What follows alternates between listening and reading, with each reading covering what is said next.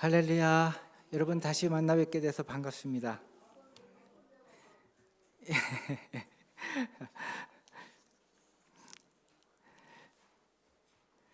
오늘 우리 그리스도인들에게는 참 중요한 날이죠. 부활절입니다. 오늘 여러분 안에서 은혜가 되는 말씀도 나누어야 되지만 오늘 특별한 날이기에 좀 도전이 되는 말씀도 이렇게 같이 나누었으면 하는 생각이 듭니다.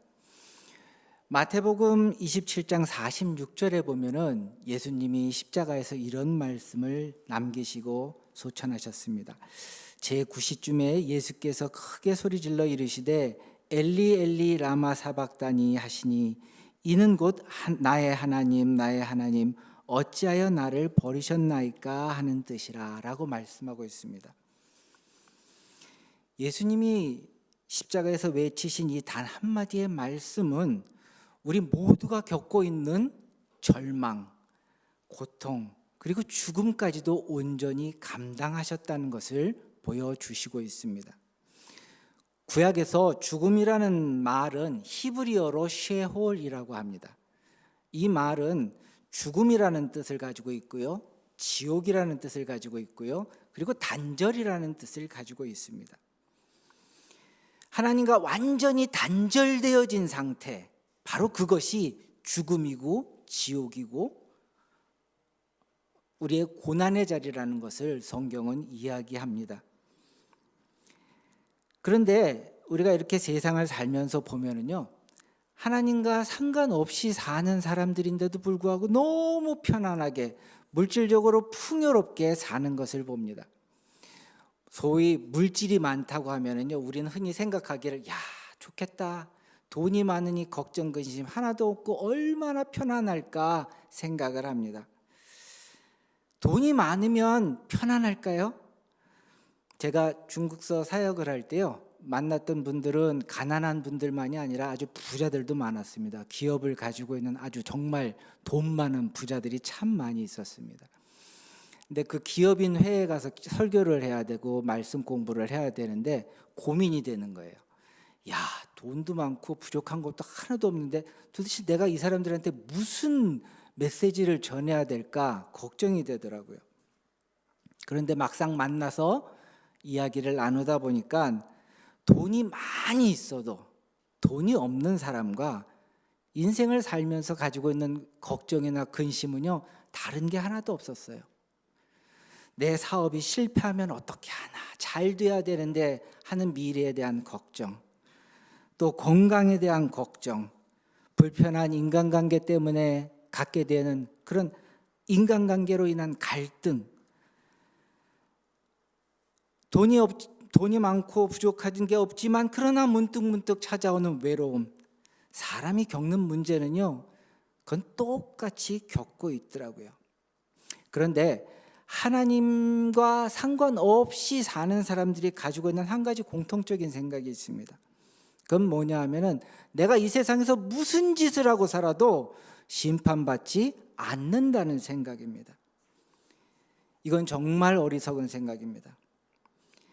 여러분, 하나님 안에 있는 사람과 하나님과 상관없는 사람은요, 세상을 보는 관점이 다릅니다. 이 세계에는 두 가지 세계관이 존재합니다. 하나는요, 하나님과 상관없는 이 세상을 사는 사람들이 만들어 놓은 세계관입니다. 사람이 만들어 놓은 세계관은요, 경험을 바탕을 하고 있어요. 바로 윤회하는 생각입니다.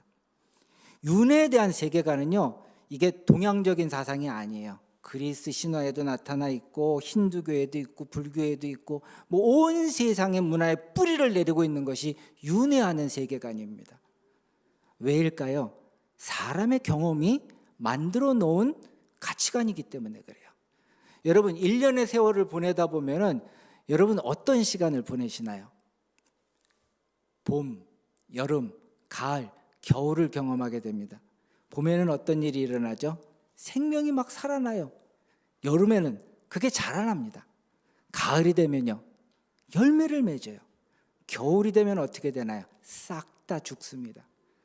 그랬다가 봄이 오면 또 어떻게 되죠? 다시 살아나요.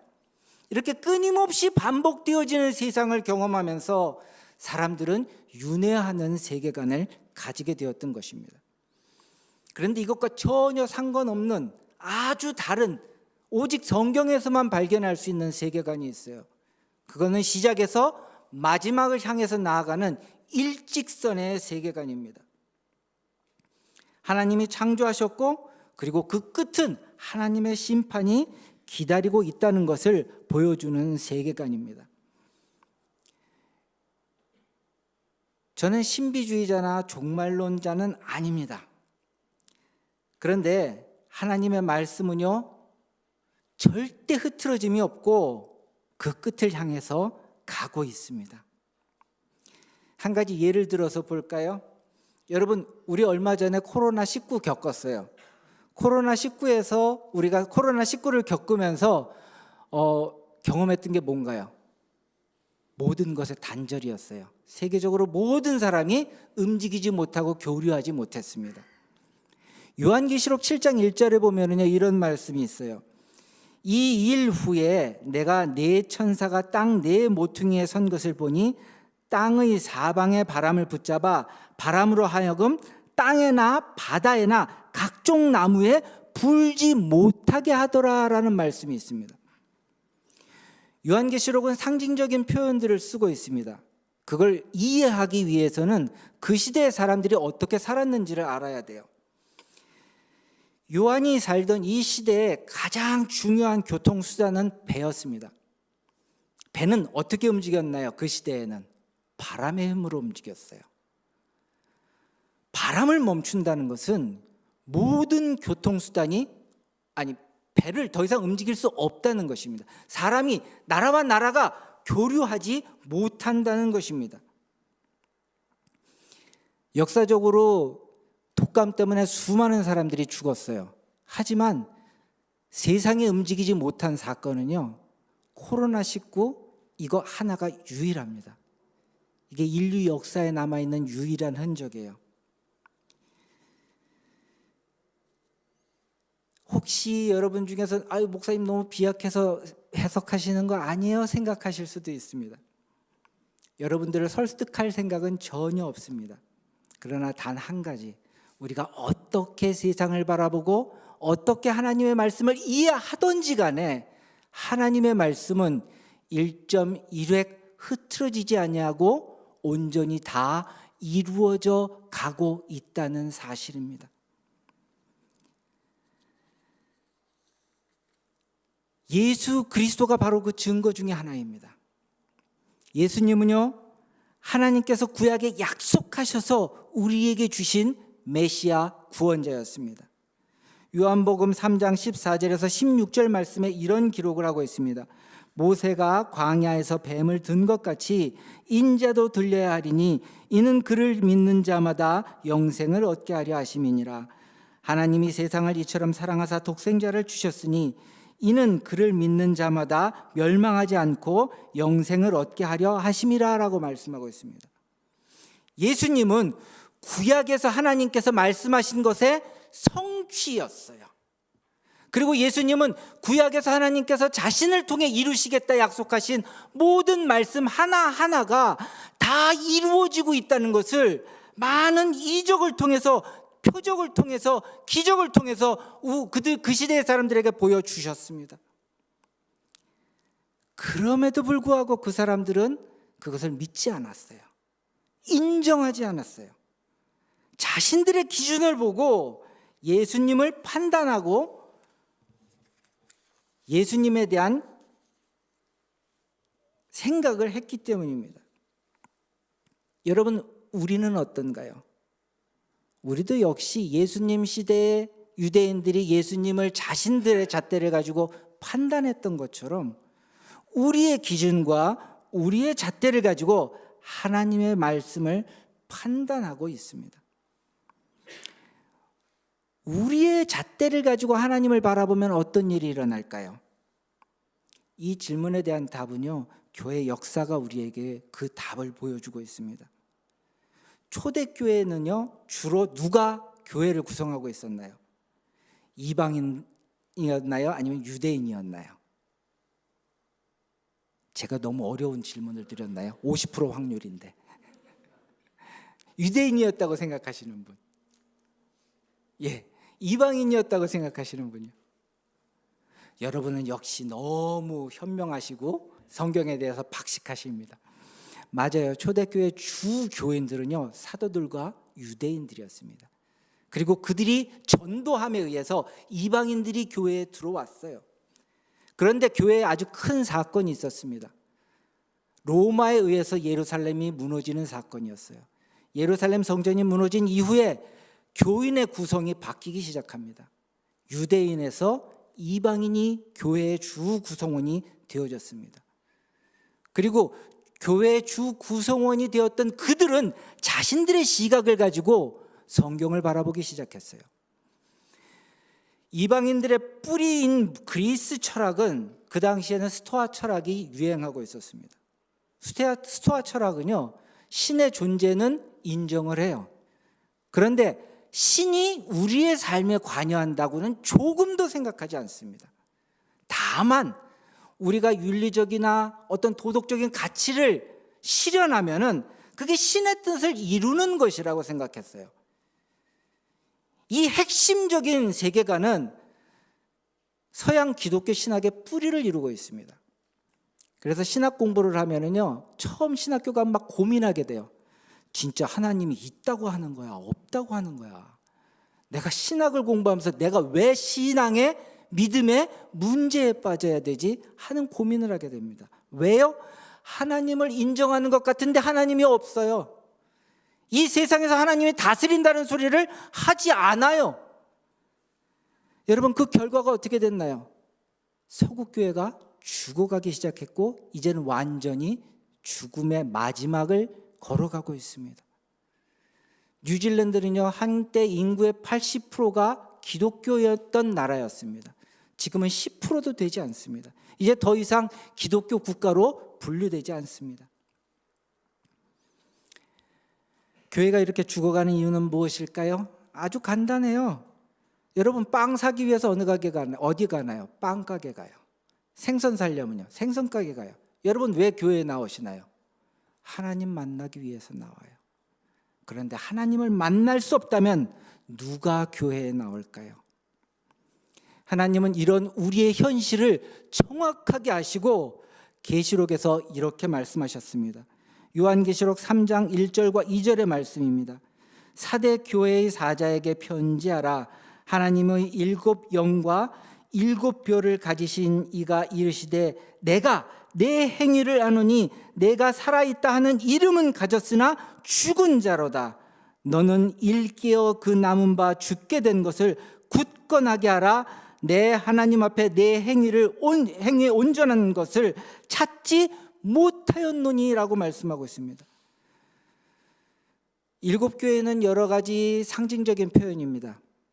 그 중에 하나의 이해는 뭐냐 하면은 우리의 신앙 상태를 7가지 교회의 모습을 통해서 보여주고 있다고 이야기합니다.